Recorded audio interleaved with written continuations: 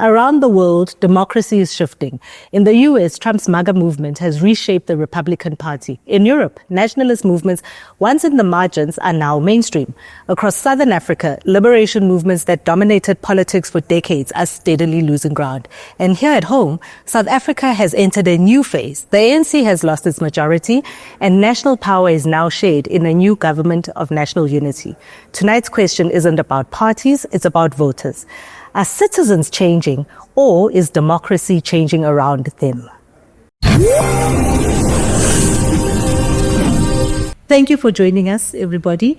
And starting on my left, closest to me, not because of any ideological... We've got the PAs, Ismael Steenkamp, who works at local government, newly elected councillor for Diepkloof and Noordkoster. And Orlando. Orlando and Pennyville as well. And he sees politics on a daily basis where it matters most. At service delivery, where the voters are on the ground. And in the middle, the Rose of My Thoughts, we've got Lerato Madisha from Billboard South Africa, representing a younger generation in politics. And hopefully a youth perspective and maybe a changed political ideology. And furthest to me, from the DA, and also not because you are far right, my former mayor of Tshwane and leading the DA in Gauteng, he operates in the space where coalition and opposition politics intersect. Thank you very much for your time. Thank you. And this is a discussion, it's not a Q&A. And we can all have, I'd love to hear all of your opinions, and later we'll open up the floor. But democracy is changing globally. Do you think that voters are becoming irrational, or they are simply responding to ineffective governance? Or are they just becoming more conservative? Anyone? Okay, so I'll start. I think what is happening the world over is that I've seen a trend where there is more inwardly looking nations or nation building, and parties that are now coming out more and more. They tend to be more inwardly looking. Look at what is happening in the US. I see Bramonji is there and he's written a very interesting article about poking the bear in the US. We'll go into that a little bit later on. But if you look at what is happening in the US, let's make America great again. It's all about America first. Look at what is happening in Germany, the Lenke coming out. It's all about conservatism. It's all about me and us, and then, everybody else must then come second. I can give you a number of examples, and this is because we have gotten into a space where we haven't really been expanding and creating opportunities, and this is why there is a trust deficit that seems to be developing, is because we haven't really been growing this space. And in South Africa, this is why you have parties that, get popularity by saying foreigners must go and all of that. Whereas we should be focusing on what are we creating? Are we creating the space and the economic means in order for people to, to be able to then develop and in order to prosper? And that's where we find ourselves from a political space. So the political parties that become appealing are political parties that now seems to be on the rhetoric of me and us, and then let's close the space, instead of saying, how do we then expand the space so that we're able to then allow for people to prosper? And I think that's where the politics of the world are heading towards. I cannot say I agree with it, but that's where we are heading. Sounds like shots fired, Ishmael. I'm going to come to you and say, your party leader in particular is one that is well known for the Abahande. Yes. And also your party has been seen to be positioning and very much on a very narrow nationalist way of thinking, particularly the colored community, feeling a little bit that over the years have been neglected. Do you see this as a way that the smaller parties, even in South Africa and their growth, is responding to this way of seeing the world at the voter perspective? Look, let me start by saying I think South Africa has got a great democracy. However, our democracy is flawed completely, especially when you go to local level. Corruption has destroyed us. Inequality has destroyed us as a country.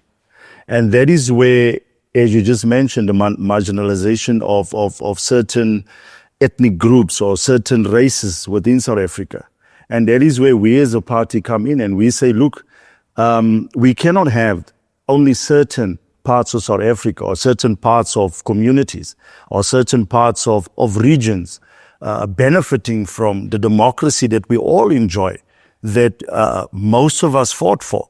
And yet only certain parts of South Africa or certain races within South Africa, or certain ethnic groups is enjoying the full pleasure of democracy.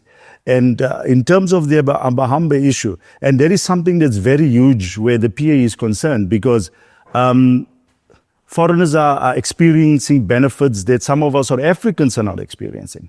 When you go to hospitals, you'll find our South Africans are laying on the floors while the foreigners are laying on beds and having their kids. They will travel all the way from Mozambique or wherever they come from and have their kids here.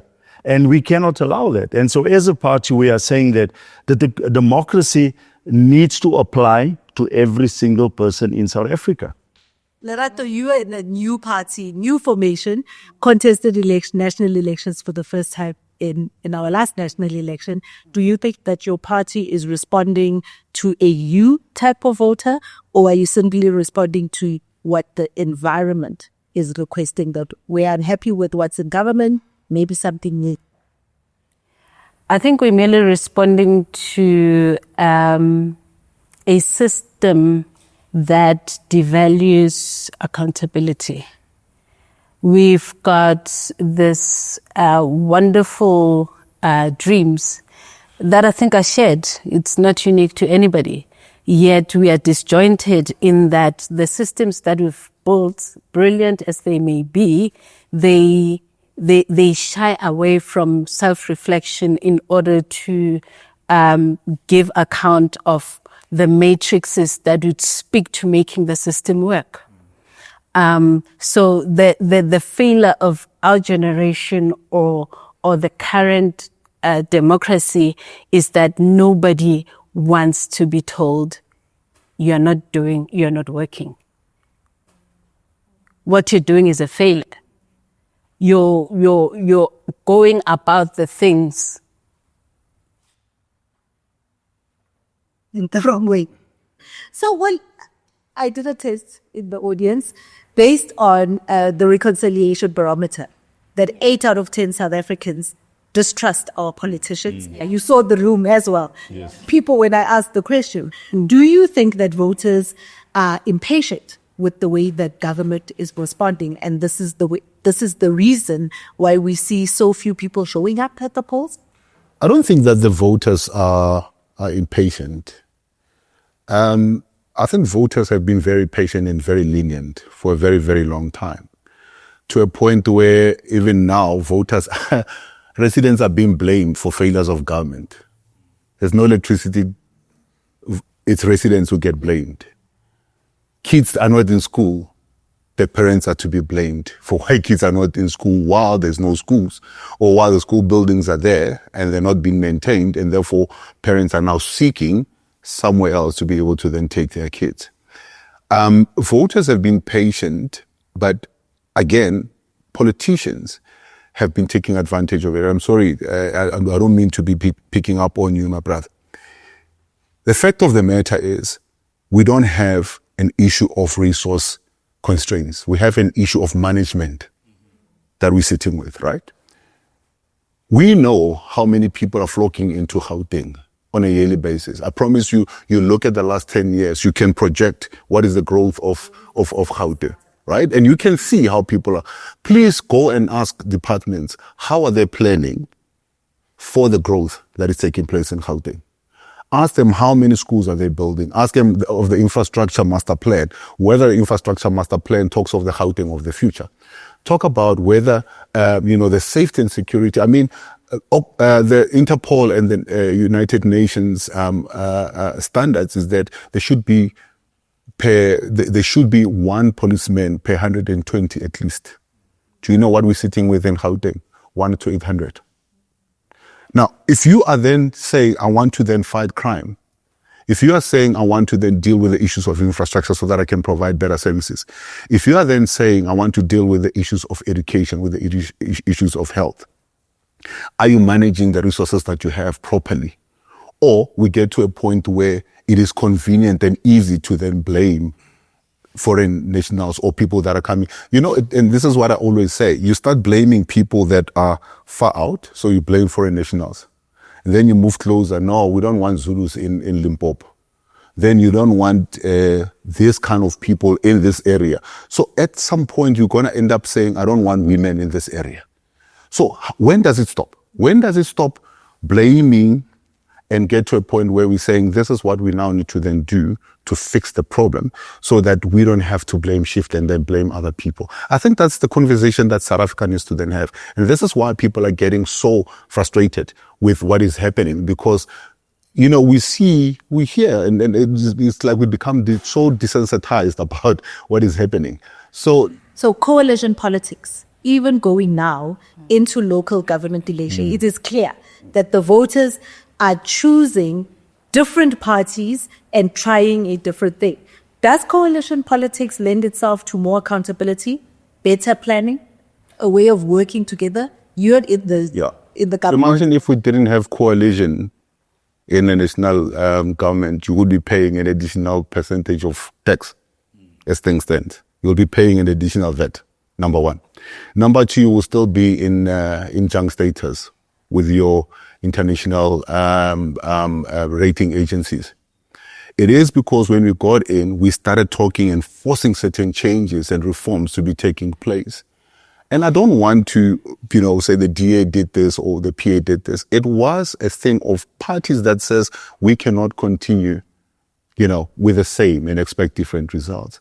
It's taking slow because the ANC has been used to being in government all by themselves. They're digging in certain instances. And unfortunately, you find that administration is so politicized that even when you have new political bosses, you find that the transformation is taking a long time. You find that the new ideas to then reform administration is taking a long time because about and that's what is taking time. And this is what, unfortunately, is making the wheels to turn a little bit slower than they should be. Ismael, you're new in the council of Johannesburg. Do you feel that the voters understand these machinations and even care? Do they care about it or not? I'm going to talk about provincial as well just now. Look, let me quickly start off with. I just want to add to what was said now. The biggest problem we're sitting with, or used to sit, was accountability, and that's where coalition government plays a huge role in ensuring there's accountability. Before, you had one boss and everyone followed him. Now you've got people that will say, oh, wait, the decision you're about to make is a wrong decision. Let's change this. So coalition government has come and it's changed the way politics is running in South Africa. And I think a lot of other parties will say coalition government doesn't work. But coalition government was the best thing that could ever happen to South Africa. And there is a transition in that. So a lot of people might not understand or don't want to see the beauty part of the coalition government.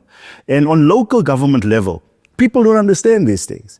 I sat in one meeting, my very first meeting I sat with Ward Governance, and I asked them a question. I said, why is it there's only old people sitting here? That was my question.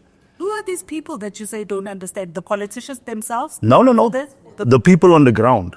The people on the ground. So now I'm sitting there in a meeting, and I'm asking, why is there only old people? Remember, I'm coming here to a ward governance that's already existing. Why is there only old people? And I've attended a lot of meetings, local meetings in a local area, and I don't see youngsters. And they said because they're not interested. I said it's because we're not doing politics proper. We're not practicing politics proper.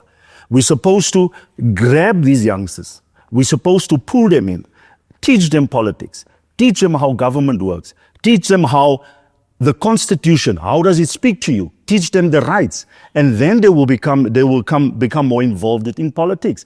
And we'll have more young people stepping up to be able to assist us, brighter minds, better ideas. And that is what we're supposed to do. In terms of how local government is being undermined. And that is where democracy starts. That is where you hear the voice direct. That is where frustrations are being showed for directly. And that is where government needs to understand, with coalition governments, need to understand, strengthen local government better, give the councillors better opportunities to do better within their wards. Because when you look at how things are done, and that is why people are not interested on local level. That is why young people, and I'm passionate about that young people must get more involved. But how do we do it as a governor? We need to introduce things better to them. We need to involve them more. So and we will do. I want to shift it away from an ideological, the government needs to be doing this, needs to be doing that. Lerato, you are a young person. You are in a new party. Do you think that the way that you communicate is attractive enough, is interesting enough, is compelling enough for young people to want to participate beyond the ideology? I think communication alone is not enough.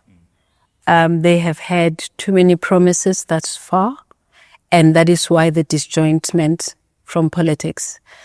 Our generation of young people, if I can use a picture of a child who grew in a tumultuous home or a very violent upbringing, you can't tell them nothing about, an aggressive parent. They've seen it all. They've been through it all. What they need to see is somebody modeling the change they want to see for them to heal from that and to actually trust again. So, and unfortunately, the parent needs to change the environment for things to get well again, because the perpetrator has a very well managed ecosystem that protects their actions.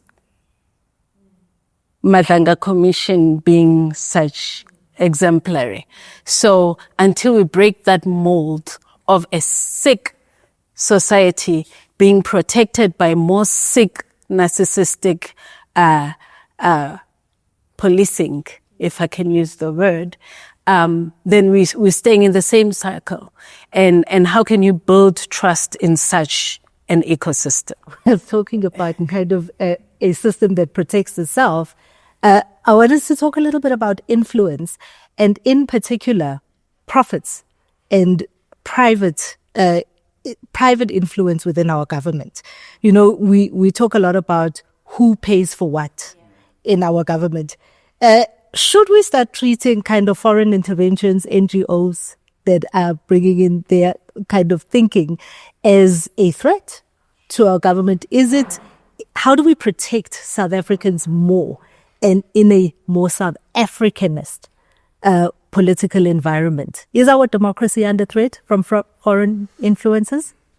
I don't know if our democracy is under threat. What I can tell you the problem is if you don't know where you're going, anything goes, right? If I ask this room now, what are the 5 things that South Africa is chasing right now? What is the answer? What are the 5 things that we want to then achieve? So we've had the NDP 2030. We are now 4 years before the end of it. How much of it have we really achieved? Before that, there were other programs that have been put together and plans that have been put together.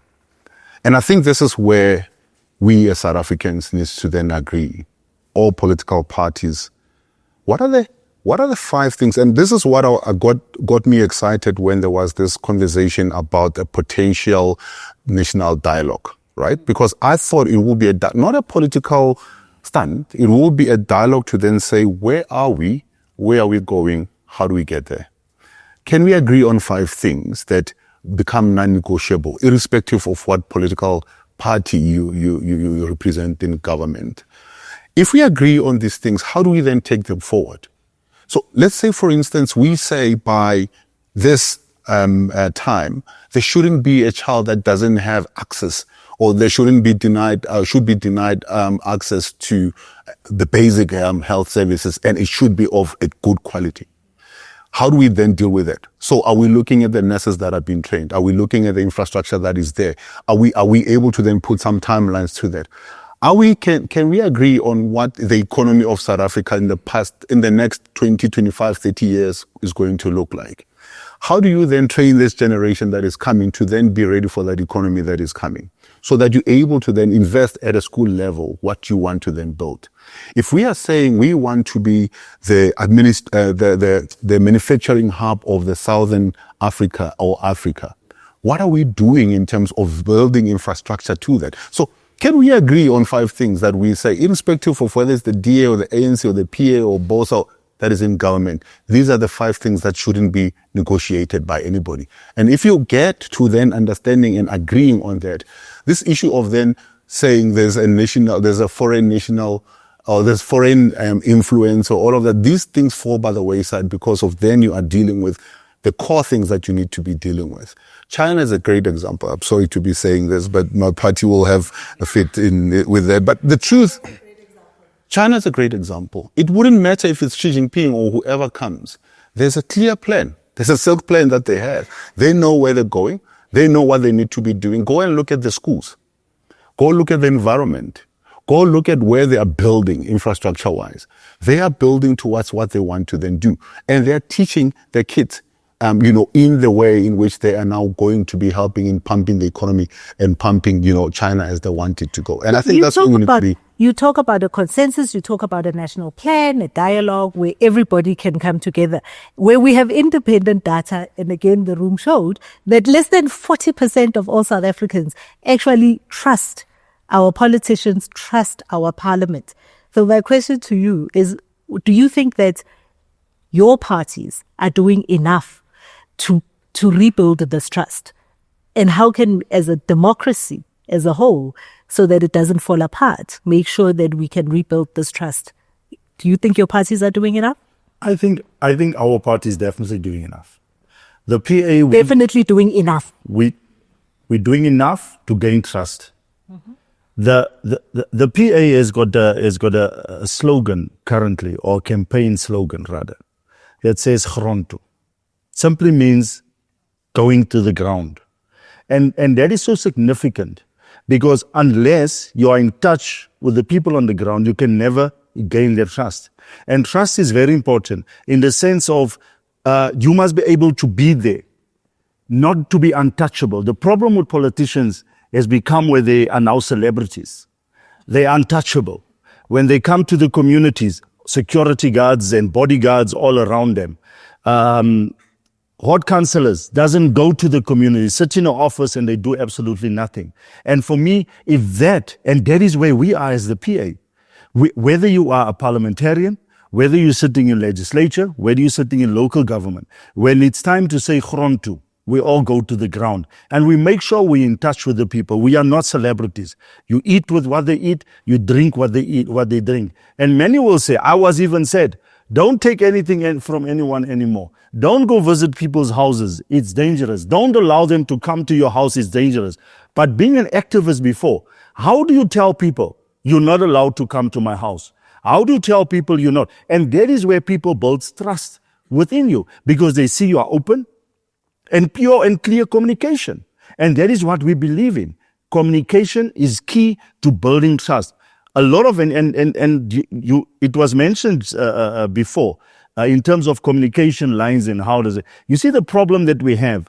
And I sent a message through to Ward Governance a few weeks back. And I said, you see the problem is, you don't understand that as a layman's person that's living next to me, or it's living in my area, that does not understand the wording that you are put in there, and will never understand what's the way forward. Sometimes we need to bring it to the ground, break it down, and feed it to the community. And that's how we're going to build the trust. Be transparent. And I can tell you, as a Patriotic Alliance, we are achieving that. People are trusting us more and more. We are growing. We have a growth of 4,000%. And that speaks for itself. As my colleague just said, the everyday person, let me use the term, or the grounds people, are not interested in the English filled in boardrooms and in parliament. They're really interested in the price of mealie meal going up or down. And I believe that by what we have spearheaded as a party to really grassroots go to people and listen to their issues, but collaboratively as well solve those issues, not impose solutions, but rather collaborate in really accelerating and bringing solutions that speaks to their needs. That is one thing that has really stood out, and that which I really advocate for as a person, because no matter how much I can reach out to you, until I understand what you're going through and are able to actually ask you, how do you think this can be solved? And we collaboratively solve that, then that speaks to the needs and the solutions that are relevant for you, not thoughtful for you. Because I can have a 5-year plan, 5-point plan for you that is totally disjointed from your pain points. So we have a very young democracy, but we also have a very young voter base. You know, the median age in South Africa is something like 27. And just looking even at our neighbors, looking at what happened in Mozambique when they voted last year, what happened in Botswana, what happened, you know, is South Africa at a place where the young people have forgotten what was before, and having lived through so much dysfunction, so much talk of corruption and a government that has failed to deliver? Do you think that this has created a voter base that is uninterested in showing up because the government has failed to deliver? I think there's a combination of things. One, while we do an introspection as political parties, are we speaking the language that the young people want to hear? That's I think all of us needs to then be able to then respond to that. Yes, we do our TikToks and all of that, because literally when I see with my own teenagers, you're talking to them, they're on their phone. Yeah, they're responding, but they're on their phones, right? Are we talking to them on the platform that they want to then engage? Are we engaging them on the relevant issues? But here's another thing. That's why I was saying there's a combination of things. We have said in South Africa we are free and there's democracy and everybody's, free to do what they want. But have we really explained what the responsibility of that freedom is? Do people understand, especially the young ones who should actually be embracing this thing that people fought and died for, and embracing this thing and say, how do we then take it forward? And that is the responsibility that comes with that freedom. And I don't think that this is something that especially those that have been born into this freedom really appreciate. So there is that conversation. But also I think you ask a question about what do people vote for, right? And parties spend years and months and all of that researching so that they're able to then put their manifestos together. How many do actually then take manifestos and say, before I vote for you, I'm going to then see what you have done with the manifesto the last time. So how many of these things in the manifesto that you said you will do actually have been done? People were promised 1 million house in Alexander. Not a single brick has been taken there. Nobody's asked that question, right? But I can promise you all the ward councillors in Tembisa, in Alexander will still come from that same party. So you are now saying you want a change, you want responsible government and responsible politicians, but then you're not holding them to account for what they said and they will do and for what they're doing. And what I find frustrating as well is that the people that are in opposition or not in charge of the purse will also get the brunt of government. I'm sitting here with a ward councillor who gets to be blamed when there's no electricity. But he's sitting in an opposition bench. He can only call and say, please go and fix this. If City Power says, we don't have a budget or there's no diesel, what must he do? So do we explain that so that people understand that if you want the change, you have to then work at it and you have to then make sure that you bring the change.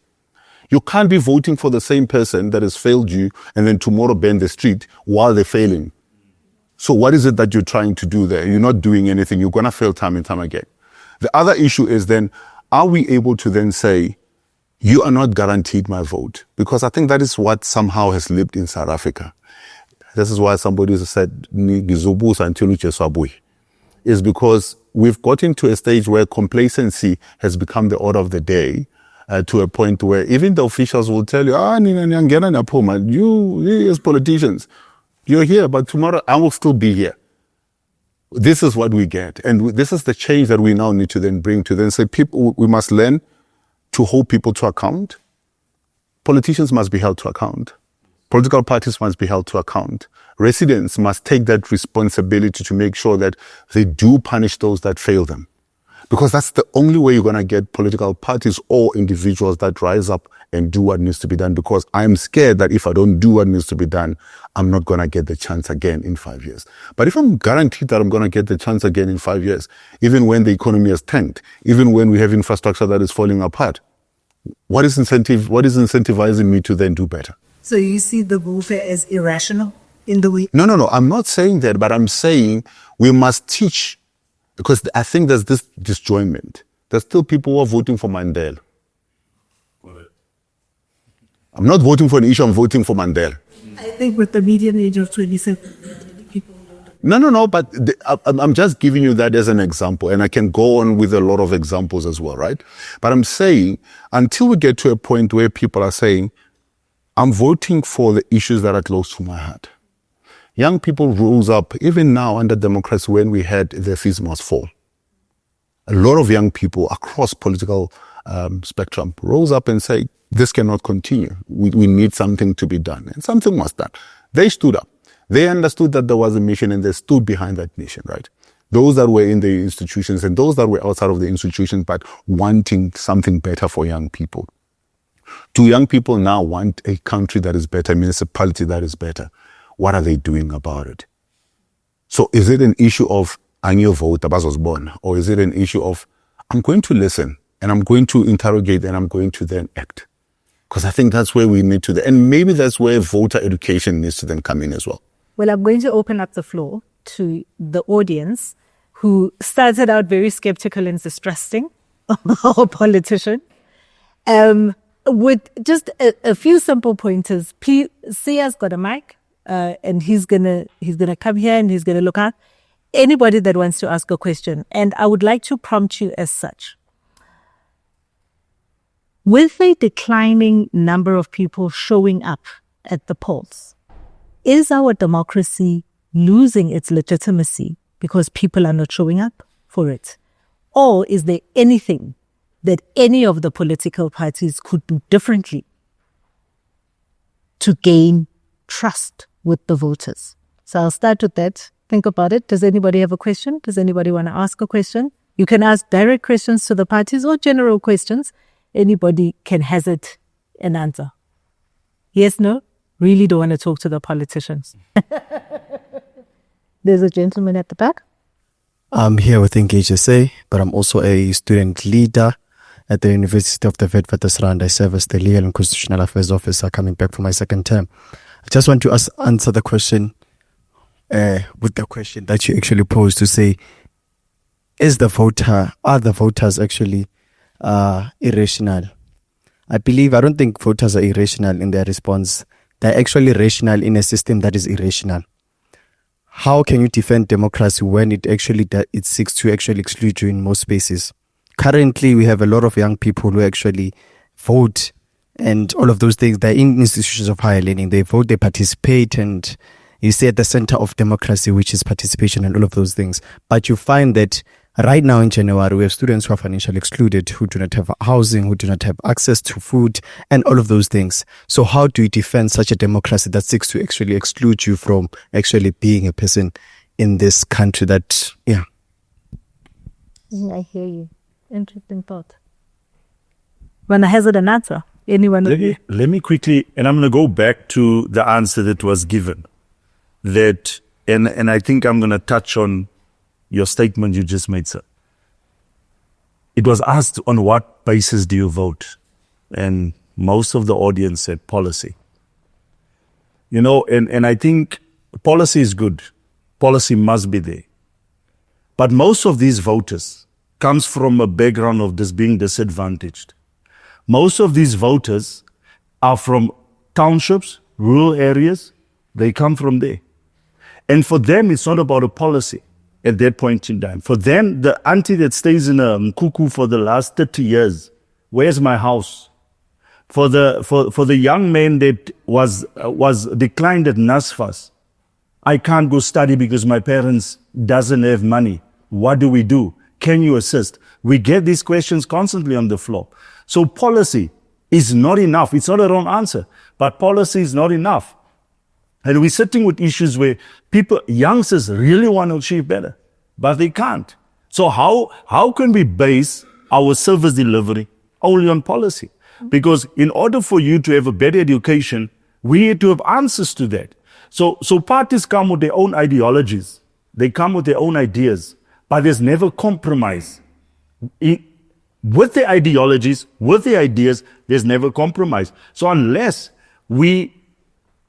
and let me just make this example quickly. During my campaign, I liked to speak to groups. If I see groups, I would run to that group, even if they're down there. And I spoke to 2 different groups separately. And both of the groups asked me the same thing. They asked me, what do you promise to deliver as a ward councillor? And my answer to them, nothing. And they were all stunned. You're coming to campaign, but you're not selling anything to us. I said, I can't. Because unless I step into that and understand what's available, then only I can deliver. And then only I can bring services to you, knowing what's in the pocket. And that's where accountability comes in, where government starts taking accountability of our townships that is suffering, our children that is suffering, our schools that is suffering. We're sitting with a school currently that burned down about 3 years ago. And I think the DA came in and they opened it up. And there was like 2.5 million stolen. The school is still not fixed. We're sitting with being a school that's overcrowded. So will policy assist that? My personal opinion, no. Policy will not assist that. Politicians that is ready to work, that's got a heart for politics, that's got a heart for people, those are the people that can bring the difference, that will be able to go into, knock on doors, that the normal politician that only works for his pocket will not go knock on, will ask for funds where the normal politician will not go, and he's going to be too proud to be able to ask it. So policy alone is not going to assist us. Ismael, I'm going to stop you there. And Sally, I want to put you on the spot and kind of taking from the gentleman's question or comment, the government of national unity. In your view, and leading the Gauteng faction of a major party within this government of national unity, what responsibility do you think rests with the government to demonstrate that they can govern in unity and also that they listen to every voice, as the young person said? So this is why absolute power needed to be diluted in South Africa. Let's start there. Because you would have had political parties or a political party that has been in government by itself for 30 years, ramming whatever they wanted. You don't like it? Well, we're voting. And this is what I call the tyranny of the majority. You can put a proposal that is sound on the table just because they can vote and vote this way, they will vote that way, irrespective of how good a proposal that you put.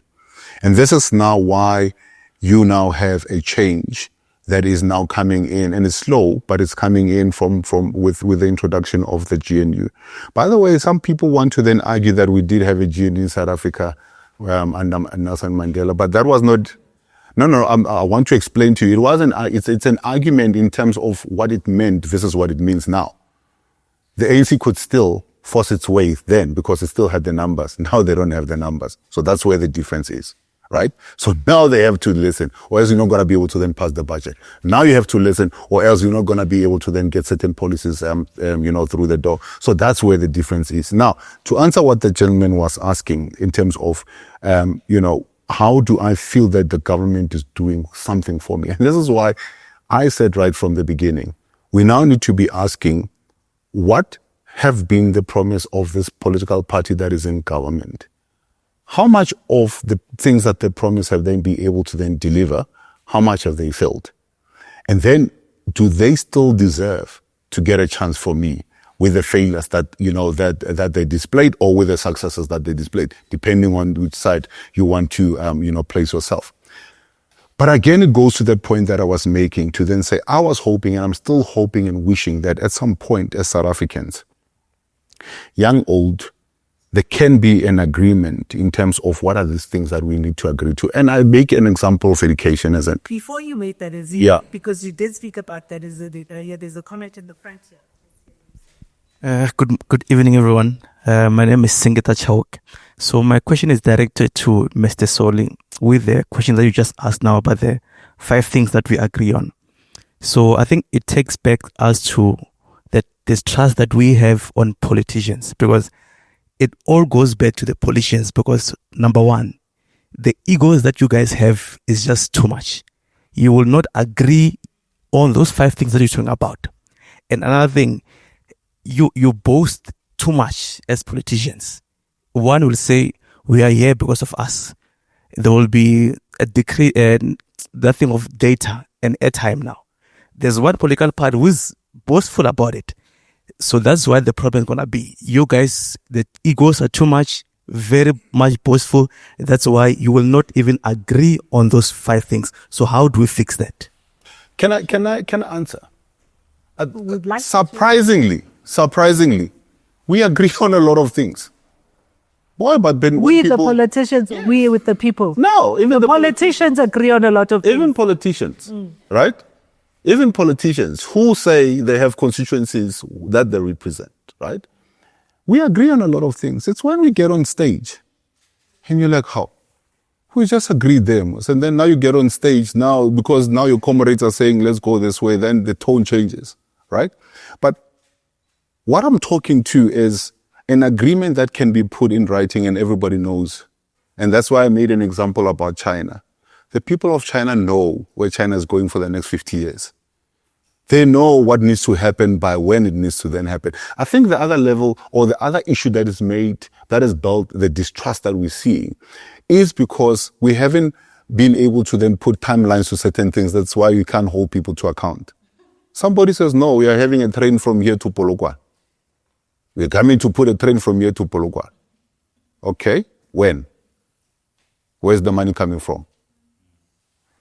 Can we get to a stage where politicians says, we will do this? And then we say, okay, by when?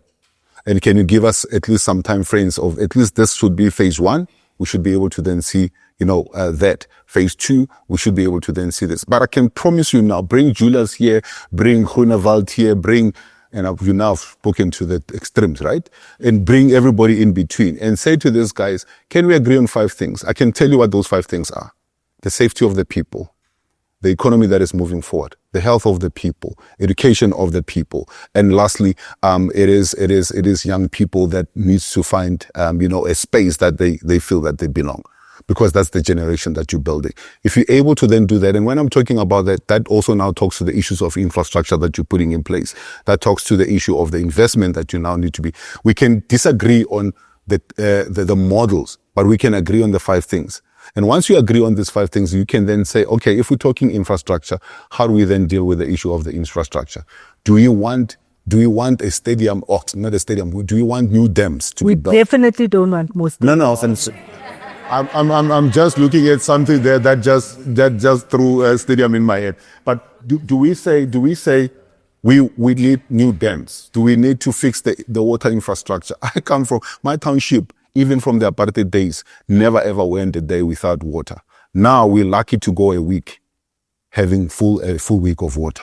So where to go and see how many areas now dependent on tankers? These are things that we can agree on. You fix these things, you start fixing the economy. Nissan now wants to close because of the infrastructure dilapidation that is in that place. Are we able to then say, if we're able to then agree on the infrastructure fixing, we will be able to then retain the investments that we have and actually even attract other investments, which then takes care of other issues like unemployment and all of that. So I'm saying to you that there can be an agreement on 5 things. And we can then say, once these 5 things can be done, the other thing that needs to be...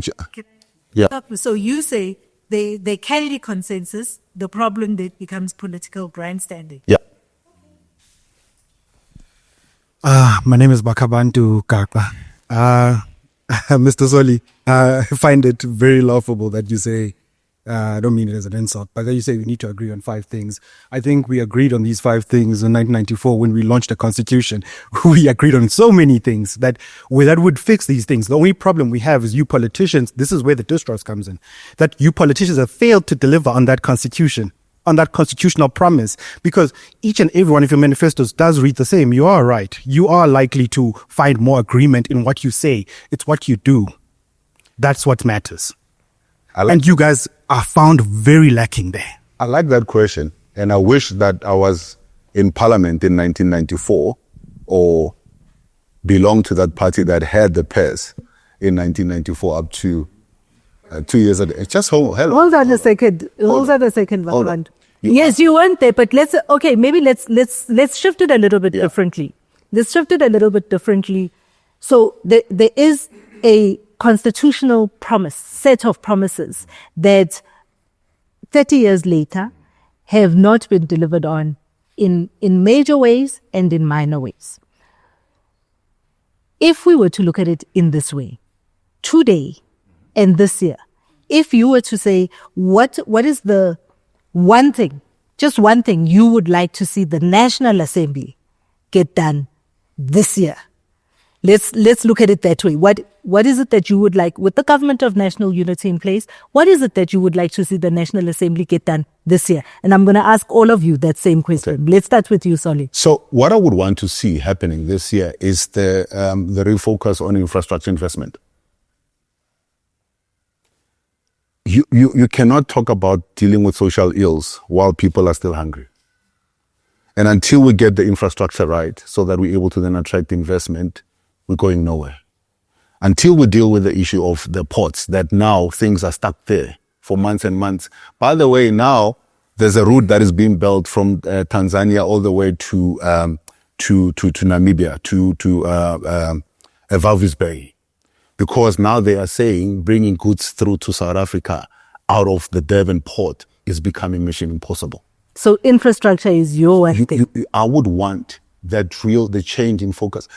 You know, people will hate me for saying this, but no one will hate you for saying no. Say it. I want to say something.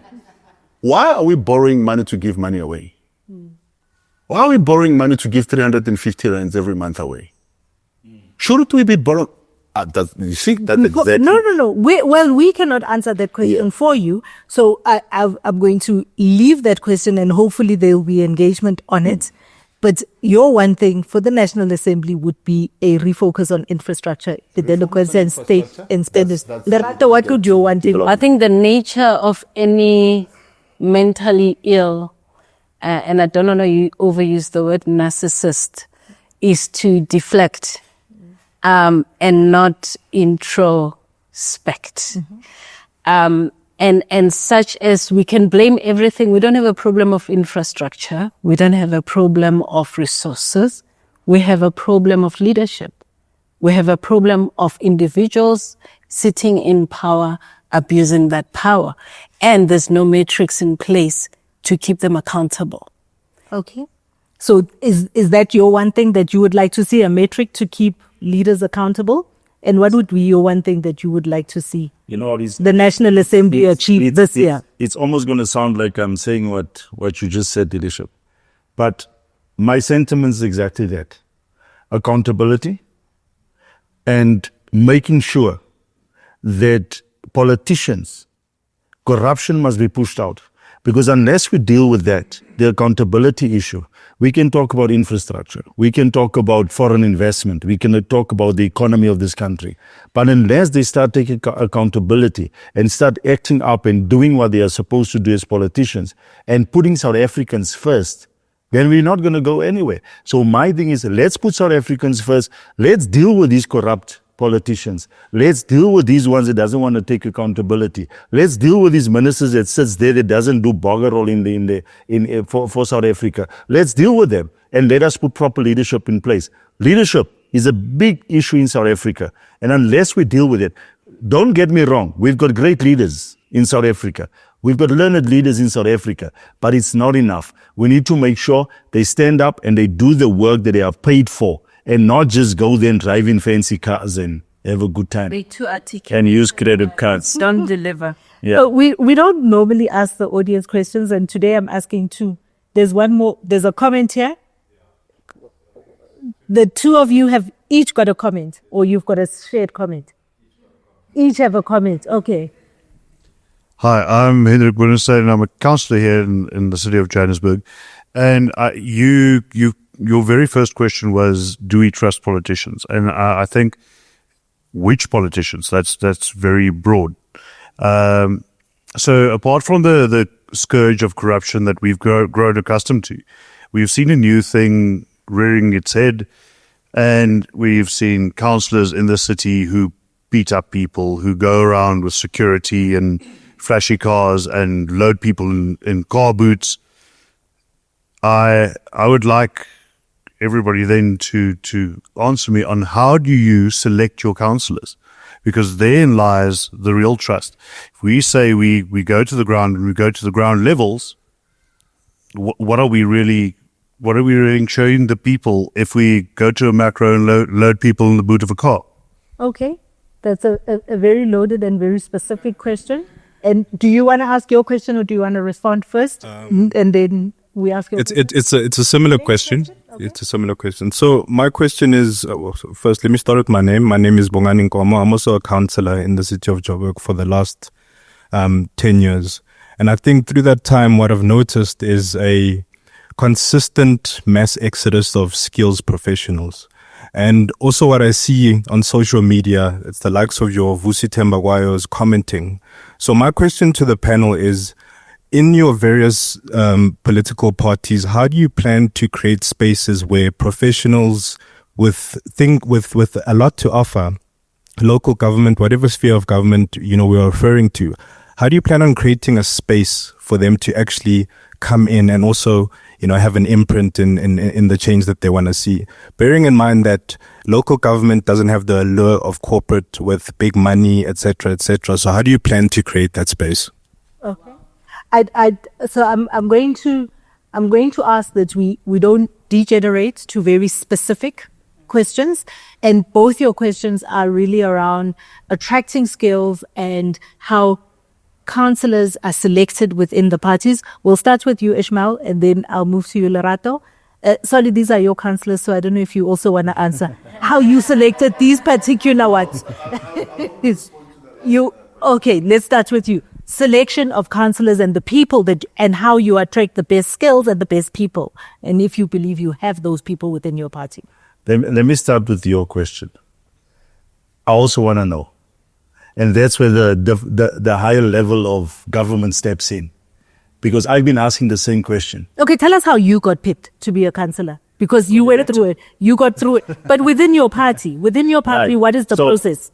So within our party, we first look at your background. We look at your heart for people. If you look at our councillors, all of them were activists before they became politicians. All of them has been on the ground with people. Yes. Okay. Yes. All of them. I'm talking about local government councillors, local councillors. All of them has been on the ground and they've been working. And that's why when they stepped up to become councillors, and they were elected based on the work that they've done. And I'm going to use myself for an example. For the first time in 32 years, nobody could take an award from the ANC. I came in, I took an award from the ANC. Nobody got it right. Everyone asked me, I had many conversations with different media houses. They asked me, how did you do that? I said, it's the work that was put in over the years. I've been an activist from the age of 13 years old. And that is how we are selected within the party. Not because you are popular, not because, popularity goes along with it, but not because you are popular, not because you are the best looking within the org, but mainly because of your groundwork that you've done over the years without payment, without acknowledgement, and that is how we select our councillors within the PA. Lerato, your experience and Build One South Africa, I mean, when it started, there was a particular way in which the recruitment was done, but how do you make sure that you're attracting the best skills and the best people into your party? I think remembering the mandate of why we are even opportune to be in such tables humbles us in how we approach even the recruitment of our leaders. I did mention earlier on that I cannot solve issues of the people whom I do not understand what their pain points are, and to actually collaborate with them in solving those pain points. And we follow such principles in how we recruit. We go back to the people, to the constituents, and say, people, you are the 60 million that brought us to where we are. You know the leaders amongst yourselves, people who are already making strides, who are making change. They might not be wearing a political hat, but they are part of the solutions. The simple para by the road that when there is load shedding and the robots are not working and they see an initiative to go and stand there and direct traffic, that is leadership. Somebody who takes kids from after school and gets them off the street and gives them extramural activities to do so that they're safe until the parents get home. That is leadership. So elect amongst yourselves somebody who will sit together with us in the table because you elected them, because they are already not only showing leadership, but they are proactively, without wearing the political hat, saying, I'm here. My passion and my heart is for my community. And once you can, you can never buy passion or transfer it. And to be able to source from such individuals, then that already sets the person, up at an advantage. And you are able to work on other lagging areas such as illiteracy or however. Those are easy to build on, but passion is never transferable.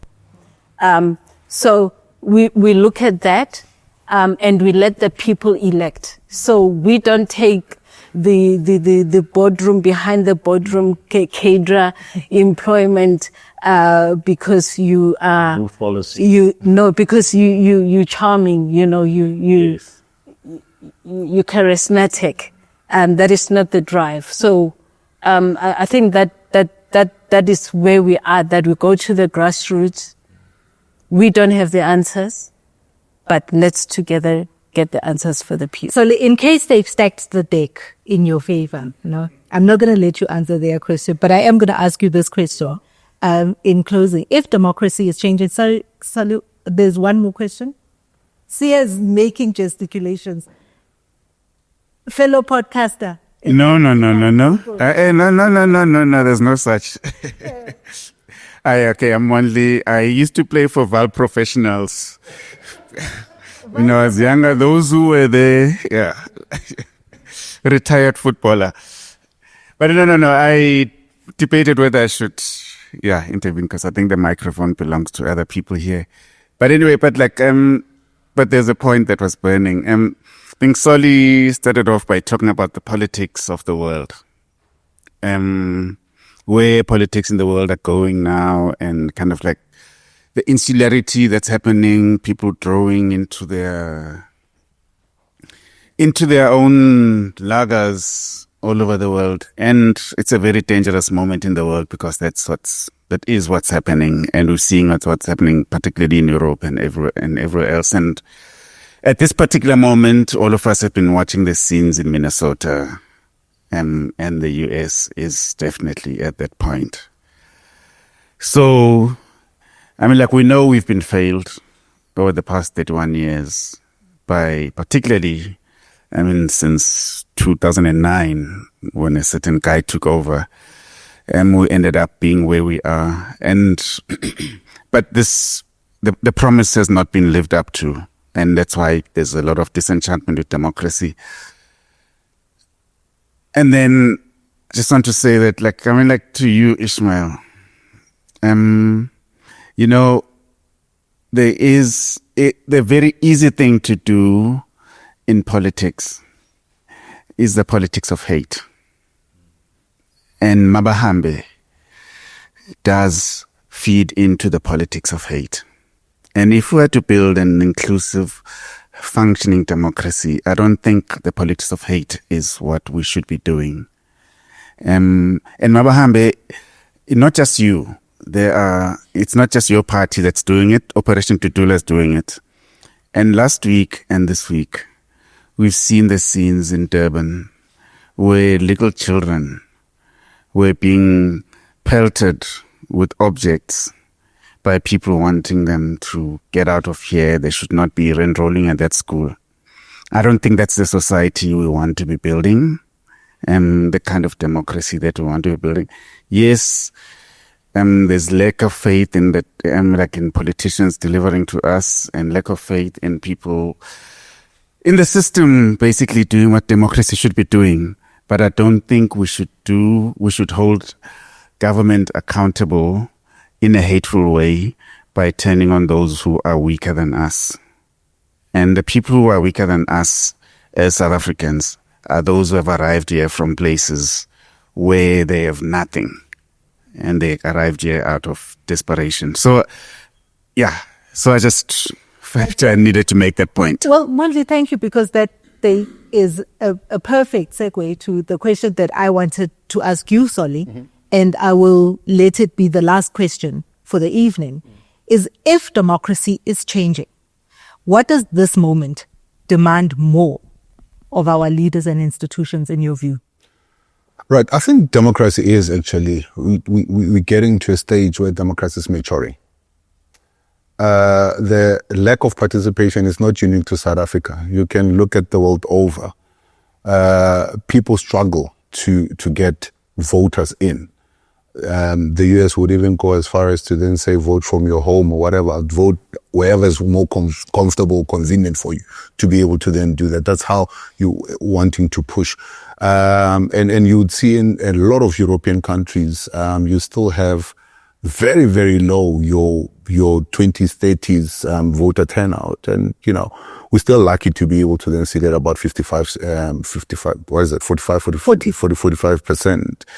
You're still lucky in that. And I don't think that with what we now need to then get to in South Africa, we can be complacent in that, right?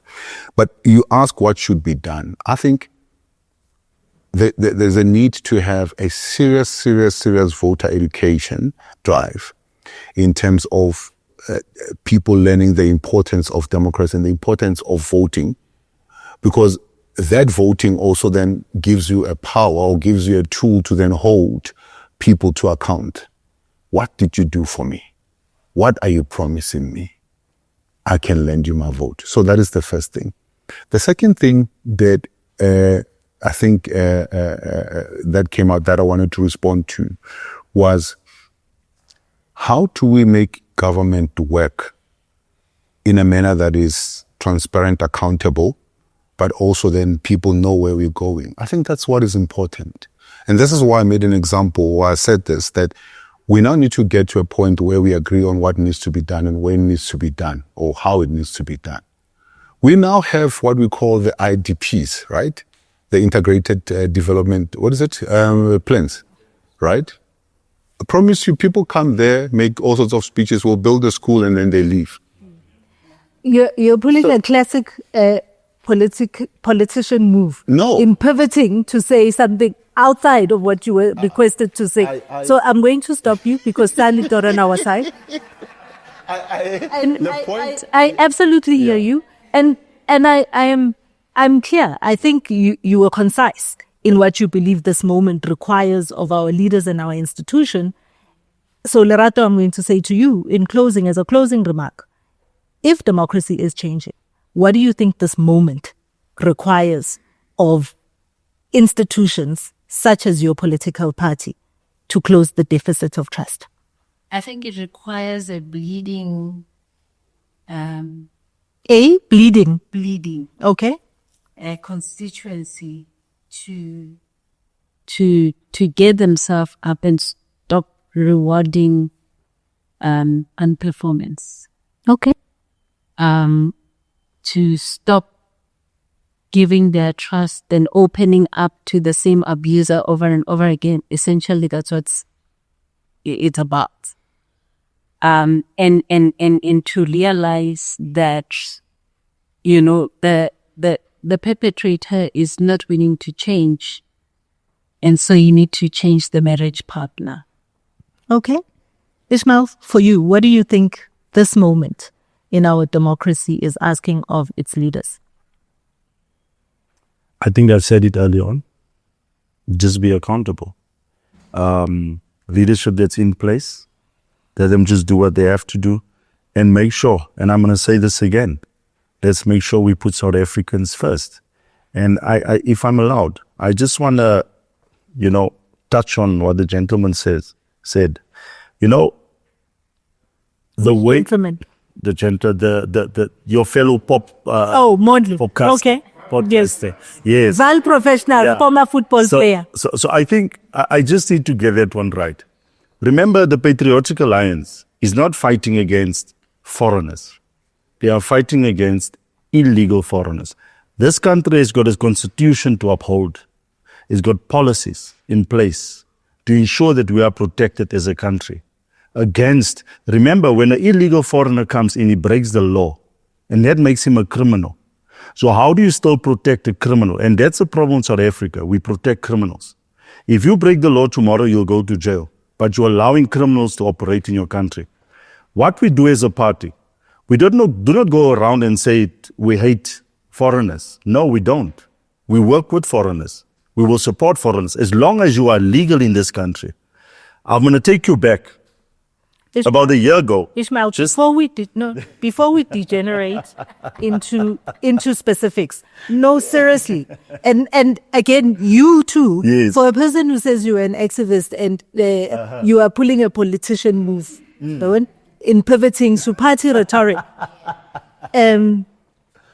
before you degenerate to those specifics and afterwards, we've got drinks and food, and I'm happy for you to continue the conversation, and for all of you to please stay and continue the conversation, and for everybody at home to continue the conversation in the comments.